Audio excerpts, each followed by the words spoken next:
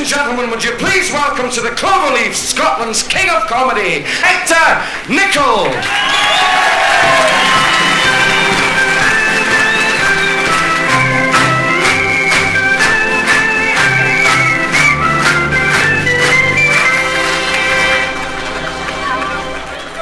All right. Let's have a wee bit of law and order now, that's all we want now. The superintendent said to me, what would you do if you saw a crime wave? I said, I would wave back. I was sent out to a wife assault the other night there. And I got to this house and I knocked on the door and this woman came to the door. Oh, she had two big black eyes. I said, what happened? She said, my man struck me. I said, where's your man? She said, there he's lying there, she said. I said, did you strike your wife? He said, yes. I said, the first offender? He said, first offender, then a poker, then a shovel.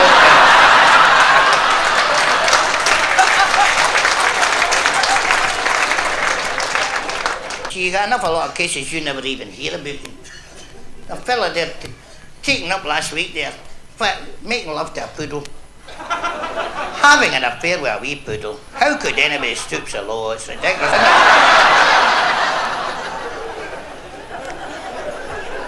And he was up before the judge.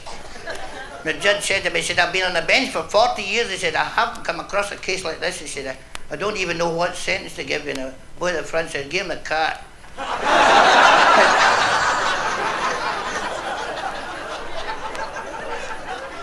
Terrible. I like the night duty myself. I go down at night, I always go down the car park, see the young couples in the back seat of the car, you know.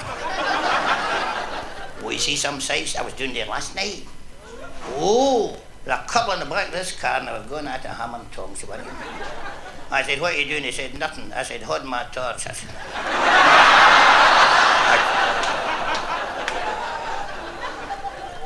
said, the girl, are you being molested? She said, yes, thank you.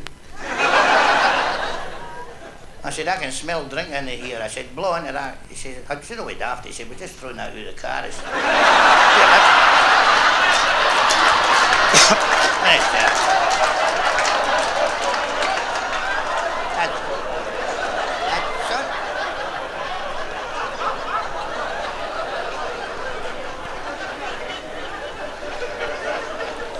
I stopped a loose woman in a car the other night there.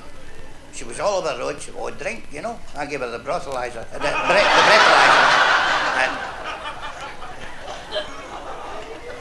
And I said, you've had a few stiff ones a night. She said, did I tell you that tea?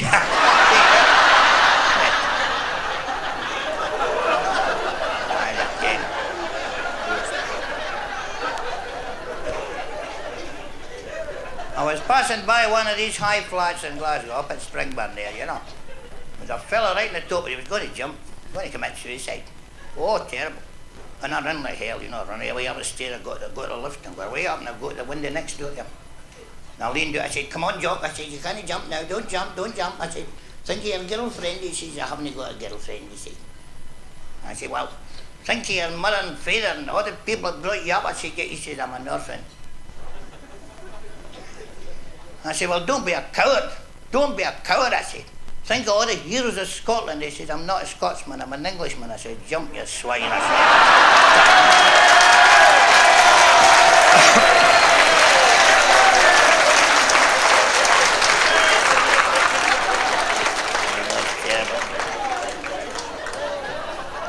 See, I haven't been keeping well. Oh, I've been very bad. Very bad. And see, my memory's going. I went into the wife a fortnight ago, I said, how about it? And she said, you've had it, and I can't remember having it.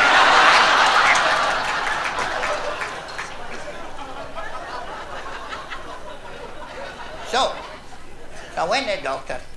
I said, doctor, I'm worried about my memory. He said, forget it. He examined me, he said, if you were alive, you'd be a very sick man, he said.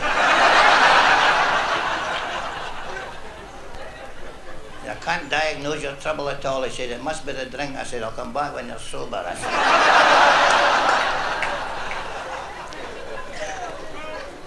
And this woman came in.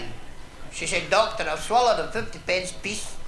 He says, have you not passed anything? She says, yes, I passed 2 10-pence pieces, he said. He says, that's your trouble, you're going through the change.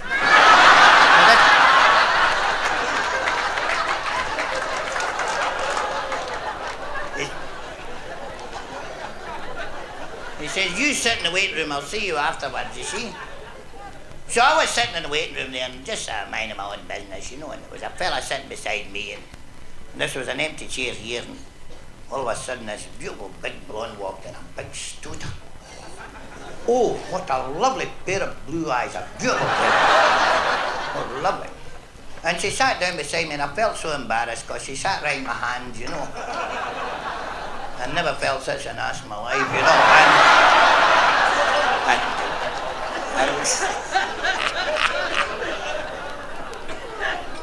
And I was just going to talk, I was just going to speak to her. All of a sudden she killed over that, and she fainted right at my feet. So I lifted her up and I put her head between her legs like that. She was so annoyed, mind you, she had a fag in her mouth at the time.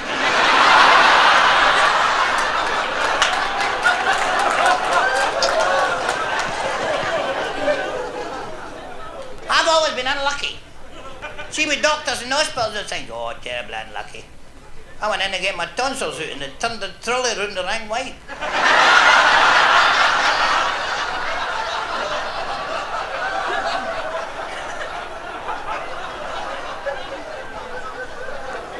When I came out of the anaesthetic, the doctor said to me, he said, you're sterile, but don't worry, it's not hereditary.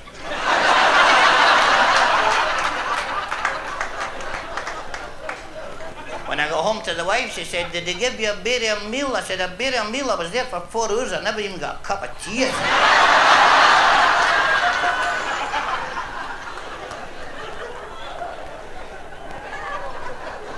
They gave me these suppository things, you know. For all the good they did me, I might as well stuck them up my arse. Waste time.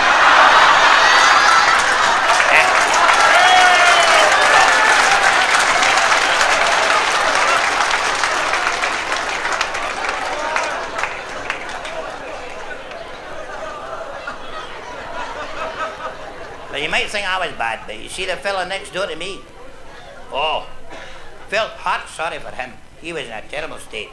He had a terrible pain right across the top of his eyes like that, and he was going about who's going like that. Oh, oh. And his wife said, go to the doctor. He said, I never thought of that, he said.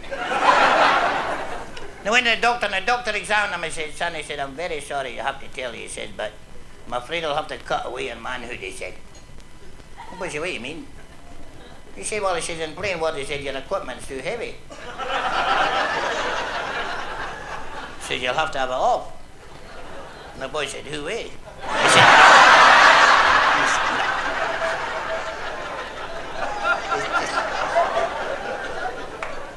He said, you'll have to go in and get the operation and get it cut off altogether. And the boy said, well, I can't stand the pain, I'm going in to get it off. And he went in and had the operation. Cost him a fortune. You know, it left him a through a tosser.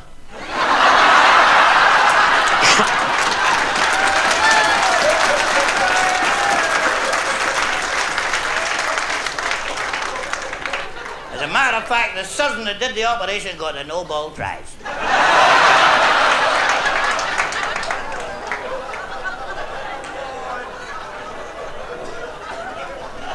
So he came out of the hospital, and he said to his wife, he said, Maggie, I'm feeling a lot better now. She said, you're going to Majorca.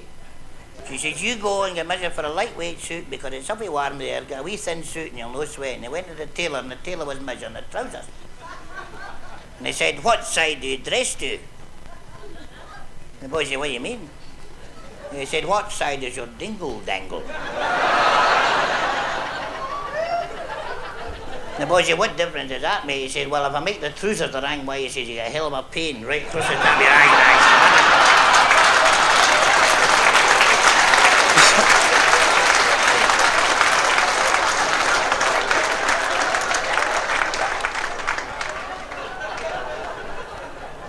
Here's a lovely ballad. This is a beautiful thing. It's called If I Had to Do It All Over, I'd Do It All Over You. It's a beautiful thing.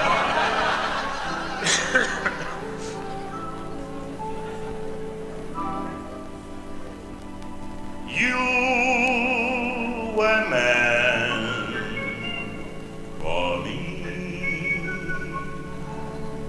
What's the difference between O and R? 1 inch.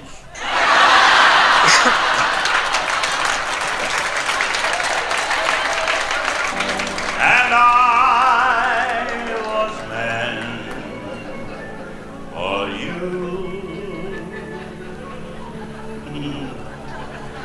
What's the difference between a sin and a shame? It's a sin to put it in, a shame to take it out.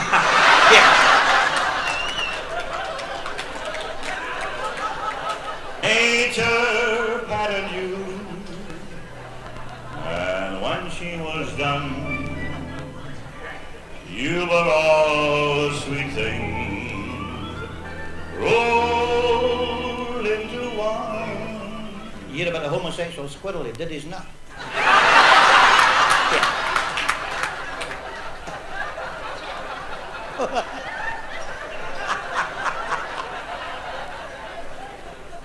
What about a laughing rabbit, a hair in his hole?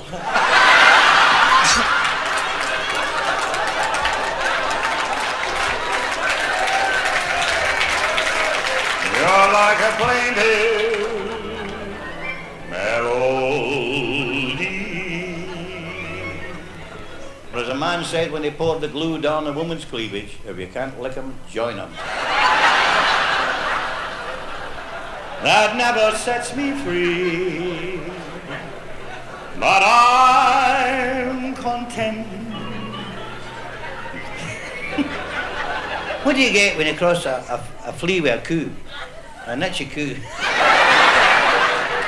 Of course, you cross a flea with a hen, you get a nitchy coke, you know. But I'm content.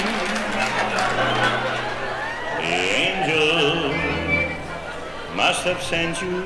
I was saying. See, before I come in here, I was doing in Glasgow, doing my pimp, you know. I saw this big lovely blonde. I said, how's business? And just at that, a big Yankee walked up. Big American, she said, I'll stick it on him. He said, okay, honey. He said, what do you charge? What do you charge? She said, 40 quid. 40 quid? Do you take American Express? She said, for 40 quid, I'll take it any speed you like. But I'm content. The angels must have sent you, and they meant you just for me.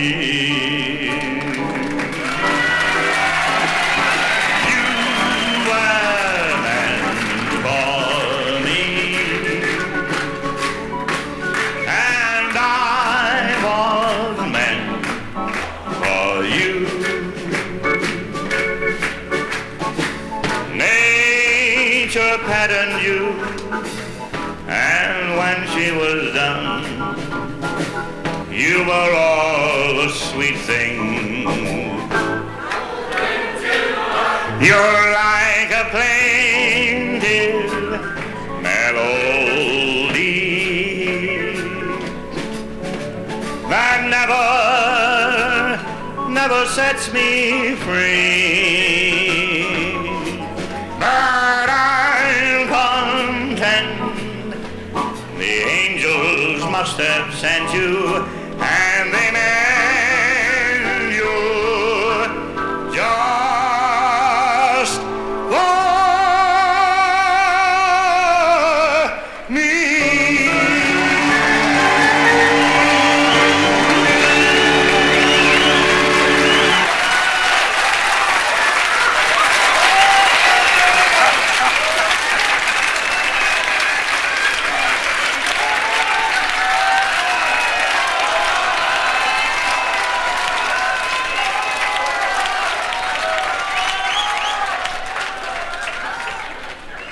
But it's nice to see everybody happy. I was at a stag party the other week, flame drunk, you know.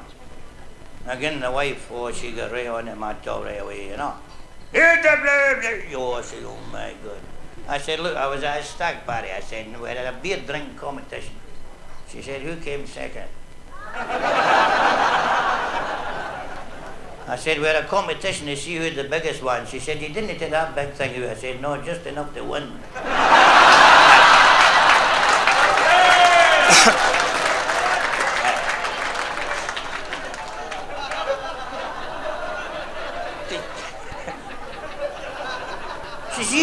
far too much, he said. He said, you going to the hill farm, that's where you're going. And I went way up north to the hill farm. And I got to the door and I said to the fellow, what's it like here? He said, oh, I said, you'll love it here. He said, great. He said, see, Monday night, we gamble all night on a Monday night. I said, I don't gamble. He said, well, he said, don't gamble. He said, you like Tuesday night. I said, what happened to Tuesday night? He said, oh, Tuesday night we drink all night. I said, oh, I've got to stop drinking. Go with Tito. Can you drink? I'm sorry. He said, well, Wednesday night. They've got all the girls in for the village on a Wednesday night. We're real sex orgy on a Wednesday night. I said, I don't go with girls. He said, are you queer? I said, no. He said, well, you're no like Thursday night either.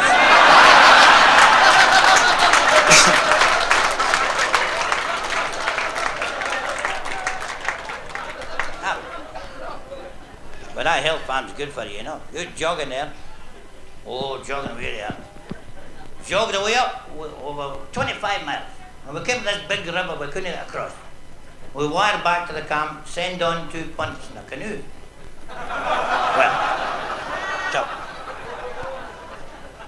Well, wired back saying, women on way, what's a canoe?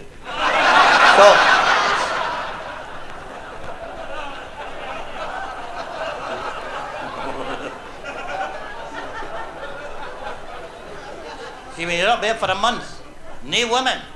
Oh, it's hard.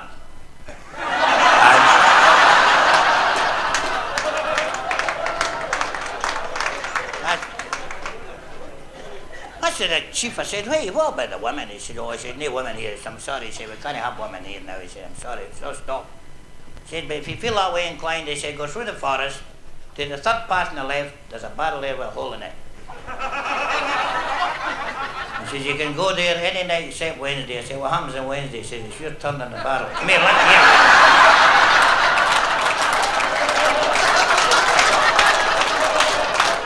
That really. Ain't it marvelous? Did you like a blue joke? Aye.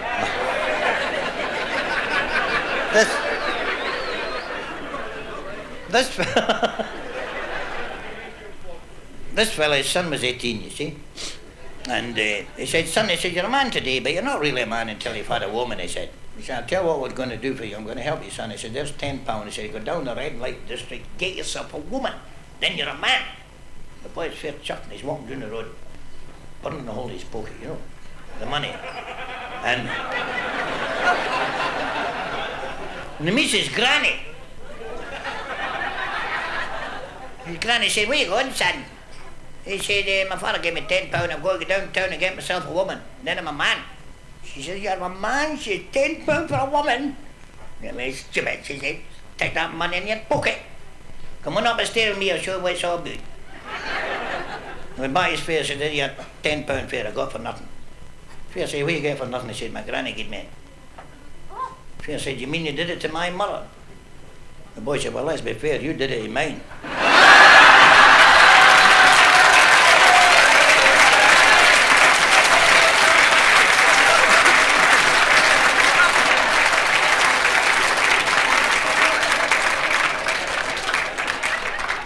It's been really fantastic. I had a request tonight, actually. But despite that, I'm going to sing anyway. But you got a wee song that asked for there, a wee Scotch song.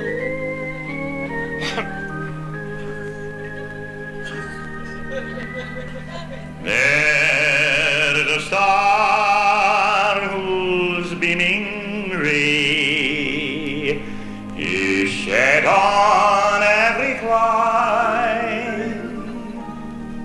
It shines by night, it shines by day, and ne'er grows dim with time. It rose upon the banks of air, it shone on Doon's clear stream. 100 years had been there, yet brighter